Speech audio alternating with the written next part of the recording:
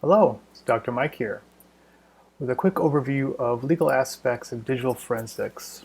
This goes in conjunction with my CIS-2808 Introduction to Digital Forensics course, and this is really around topic 7, even though the syllabus really focuses more on registry, and we do definitely dive into that. There is some assignments around this point where we will look at best evidence rule. As we see here, we actually have work to look at federal rules of evidence. So I decided to make this video to help with that and cover some stuff that may have been covered before in the first few weeks. So it's something that can be reviewed, but it is just a summary of legal aspects. So I don't want to tread into the law waters per se. It can get very deep, very fast, and I'm definitely not a lawyer, so. But this helps us at least frame some stuff to look at that's important for the rest of the course too. So again, this is legal aspects of digital forensics. As we talked about before, really this is based on the Fourth Amendment. We know the Fourth Amendment, hopefully should be no surprise. It is, of course, the right from legal search and seizures without a warrant. So we have a reasonable expectation of privacy. And this should go about for all aspects from any interaction with government agencies. So hence law enforcement or anyone acting under the guise of law enforcement. So now, private searches are different. So example, so if someone working for the police collects some sort of evidence, that does fall under a search warrant. So there should be some search warrants for that. But let's say someone is working at a Best Buy and they have the right to look through your system to help troubleshoot it, and they come across, let's say, child pornography. So their findings actually do become evidence, admissible in court. Because there are some reasonable expectations of privacy, and when you give your computer over and you leave images like that laying around and they're found. So yeah, again, I don't want to tread. There's a lot of overlap and there are definitely some gray areas.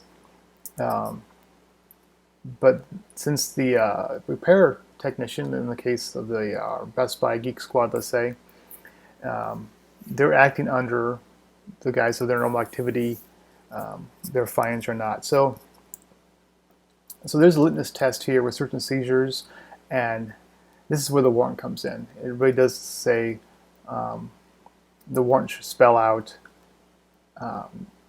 exactly who and what could be searched for. So there, I mentioned before in previous discussions, previous lectures, there is definitely a scope of search. So and with digital, there's some things that come into play here. Before, if the agents have a search warrant for a specific office, let's say a person's office, place of work, but not their home. Anything in that office can be found and used if it's admissible. Documents, weapons, whatever you have, physical and or. But what if, talk about a laptop that goes between home and work. When you search a laptop, and what evidence is admissible, what is not. You can't just search for anything that's illegal, right? So you can't do searches and say, well, we looked for child pornography, found that. We also found some stuff to deal with malware. So you can't drum up charges again. So admissibility is very important, and the scope of the warrant is very important. So digital sort of breaks the rule of physical boundaries. An example of that, of course, again, this is with the scope of search warrant scope, but the scope of digital really does sort of make things a little more complicated. Adding cloud hosting outside of the country, we have a lot more complications. So there's a lot of stuff with this, and I'll show you some stuff that law enforcement will probably use, or definitely will use this to help as guidance for that. And these are public systems, for example. So if someone posts on social media a picture of them holding up a big stack of cash they got from doing an ATM heist, or someone showing brand new car, someone who makes $35,000 a year, has a brand new $80,000 car, just posted on social media with date times as part of the posting, the metadata of the posting. So there's some existence for public systems. And I say public systems as in social media being probably the biggest one. But there's also other public systems we got to take into account. And that would be email. So email does transverse from your, typically, it either is held at or transverses from a repository, your email app on your device. It depends on email access, but either is held at, maybe iMail or PopMail, depends on the system, but held at an email server. So the email server, of course, can fall under the warrant, but we're looking at wiretap Title II. So there is some wiretap protections for emails. Now you can look at the metadata. So it's the same as seeing who's mailing to what, but I can't open the letter without a warrant. But I can at least see who, if person A has mailed a package to person B. Without a warrant, I can't open that package. So that's a lot of stuff. We have a Communications Act, and of course talk about private searches. That's the bullet there. So it's not anything, we're not going to talk about consent. Anytime we have consent, there are forms of consent. A lot of times that are either be used. Different forms for that, ways to prove consent. And of course we have, we know expectation of privacy when it comes to workplace is a lot different. You work somewhere, you use a laptop for a company, or not you, but let's say a suspect does. The search of that laptop can just go through a subpoena, or it could either be voluntarily given from the company if it's part of an investigation. So. So we have things like Stored Communication Act of 1986. It's to help protect network customers and network service providers, ISPs, electronic discovery. There's a lot of stuff with that. So we're talking about private searches in the workplace already. So Fourth Amendment there's a lot of aspects of this. So this is where the federal rules of evidence come in.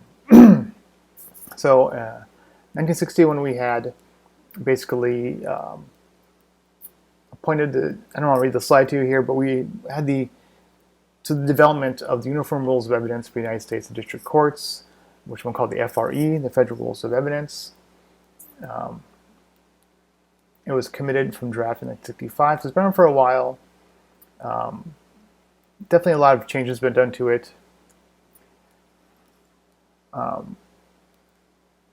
And they're broken into 11 articles. I'm not going to read these to you, but I will show you a webpage where you can use to look for these.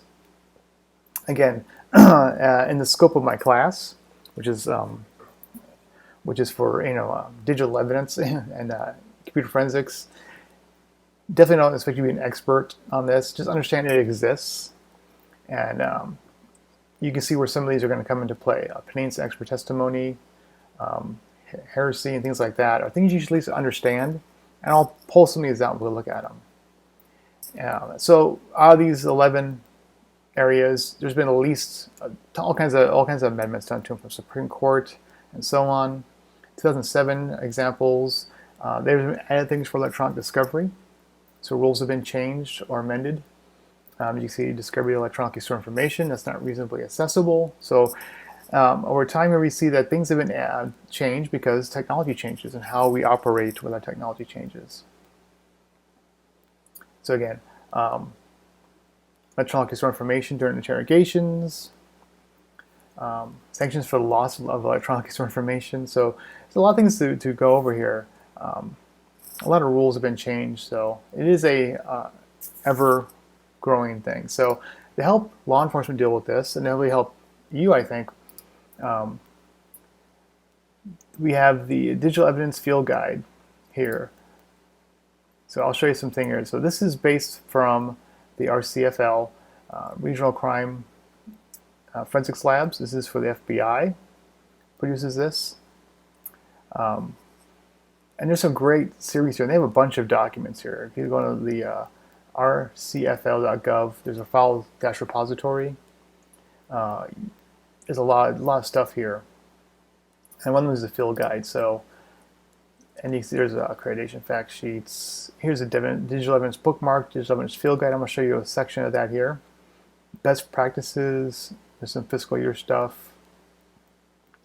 So if you're brand new to a forensics team, or maybe you're part of a brand new forensics team, and you're looking for some expert advice, best practices, this is a great thing to use.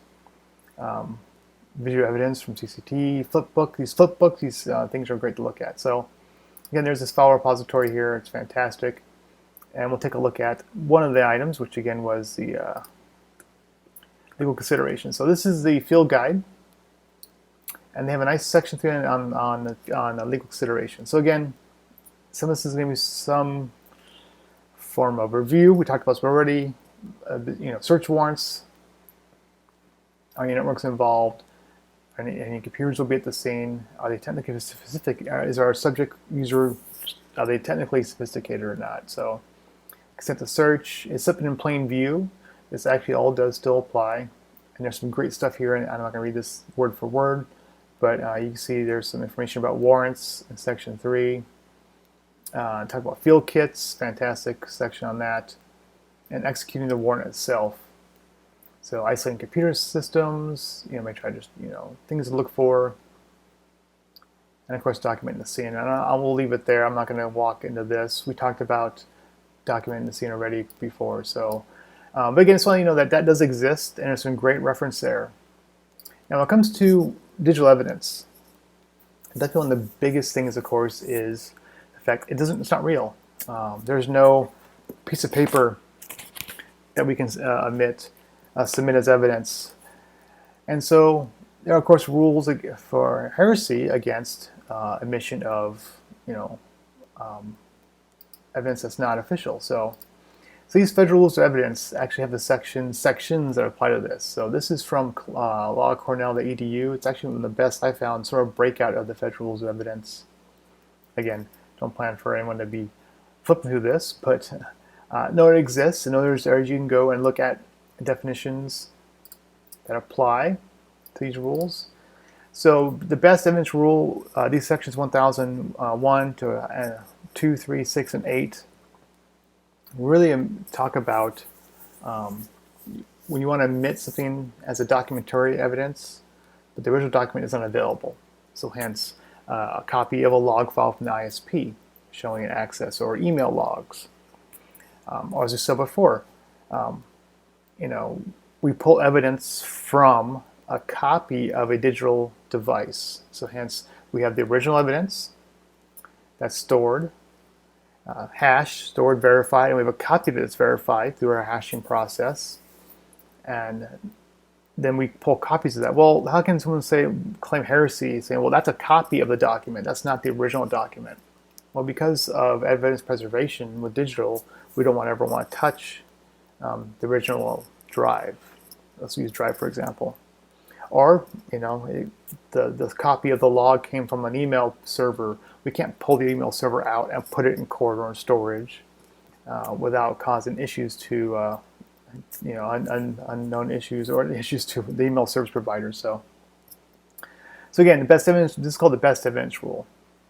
Again, there must be ways to have acceptable excuse for this absence. Digital is pretty much out there. No surprise there. Again, so we allowed to use secondary evidence as our documentary evidence here. So the best evidence rule has this. And again, when we submit this to court as evidence, the best evidence rule applies here. So how does this come into play? Well, there's something called expert testimony. So first off, we'll see that best evidence rule will lean on expert testimony. There's two ways to sort of allow best evidence, which we saw here. What are the two ways documentary evidence can be authenticated? So that's where this comes into play here. So first off, let's talk about what makes an expert. We're going to talk about expert witness in a second here. But what is expert testimony, expert witness? What makes someone an expert? So this does vary from state to state. There are states' rights on this. But in general, the FRE Rule 702, which I'm not going to bring up here, does state basically scientific, technical, or specialized knowledge with tier of fact understanding of the evidence. Basically, someone qualifies as an expert with skill, experience, training, or education. They may testify, therefore, the form of their opinion otherwise. So, what makes someone an expert? It's pretty important because you just can't say you're an expert in something without showing, again, skill, expertise, training, education. So, and we'll see too that the testimony itself has to uphold your expertise. You can't just say you're an expert in UFOs because you got a certificate from a UFO site, and that aliens are the ones that put, the illegal money in my checking account. And it's like, so I'm saying there's some stuff we'll see here, and that comes to the scientific process. So, first off, there are rules for expert witness. And again, scientific evidence challenges. So scientific evidence can be challenged. So again, when the question involves outside a range of common experience, these experts are needed. So this is where this is an extension of course, our best evidence rule. How we prove it's best evidence, we use scientific challenge. We challenge it scientifically. First off, is it evidence related to the case? Well, that's pretty straightforward for any evidence. But for digital, it can be some gray area there. Maybe there's some chat logs that don't really apply, but you want to bring them in. So relevancy is very important. But basically, is it generally accepted that the expert, again, are you an expert in the community? So again, our expert witness goes back to what makes an expert. So here we go. Has there been some empirical scientific process brought or techniques brought to show that it is the best evidence? And this is where your expert witness might come into play. Has this theory been done before? Has it been peer reviewed? So if you use something like hashing, if you write your own hashing algorithm versus using a FIPS or NIST approved one, so you can see where this could be a problem. So if you are doing research, you're doing evidence collection, and your team has your own hashing algorithm, you can see where this could be a problem. So if you show this is NIST approved, which it's known best practice, approved by the government, things like that. So is there any error rates? And this is something to be aware of, especially with collection of evidence. Again, on what are your stature? So it gets back to expert witness itself. So, and do you rely upon special skills? Does it rely on special skills, equipment of one expert, or can it be replicated? So replication is very important. And this could be for defense expert witness too, because expert witness can be more than just for the prosecution. Expert witness can also be for the defense. And so if you provide them with the process and they cannot replicate to prove its best evidence, there could be issues with admissibility. So, and can they be explained with significant clarity that a jury can understand it? This goes back to presentation type evidence or demonstrative evidence. So if it's way too complicated, it might be hard. Even though it's still scientifically true, it might be hard. So being able to communicate out those complexities to a jury with plain meaning is very important. So documentary evidence again. So how can we prove documentary evidence is admissible? How do we prove this again? Looking at our question here, what are two ways it can be authenticated? So some are self-authenticating. Copies of public records. We have ways of public records are stored. Newspapers, a lot of times which are still around if they're around. But official documents, officially stamped, signed, things like that. Again, these are physical documents, so that's pretty straightforward. But this one really applies our second to the opinion of the expert witness. So again, using the best evidence rule, rule section 1001, this is from paragraph 3. So a counterpart produced by mechanical, photographic, or electronic, and that's our key here, can be accurately reproduced from the original. So go back, expert witness, and then the process used to make the copy. Again, not making a copy with a copy command, but using a DD, a bit-to-bit copy, and then proving it's exact using best hashing processes. So 1003 again, if no genuine issue, again, we can't show the genuine document to the authenticity. The duplicate is admissible under this rule. So again, I cannot bring you a log file from an email server. I can't bring that. There's no way to bring it out and show you the original file. It's always going to be a copy. So there's a lot of things: subpoenas, evidence handling, or warrants. So it does start back at warrants, right? If the warrant itself doesn't cover that email log or web log or whatever, ISP log, then you can see where admissibility is going to be an issue. But if it does, how it's collected and brought in. So the things we talked about before about processing, handling, bag and tagging, all that stuff, and then how we create our hashes, things like that, and hashing and to show exact evidence. It's the best evidence itself. So that brings our admissibility for that. So again, this is quick 20 minutes what I wanted here. The site itself here is law.cornell.edu. Just look at legal federal rules of evidence. You probably run across that. Again, you can see here I pulled some copies of this stuff here to look at. I'm not going to read it for you word for word. So again, in the concepts of being a forensics investigator, understanding these exist, but almost like the field guide said, you might need to definitely lean on a legal counsel to really help guide to be sure that the collection, analysis, and admissibility of evidence is under these rules. So again, I hope this summary helps out. Thanks a lot.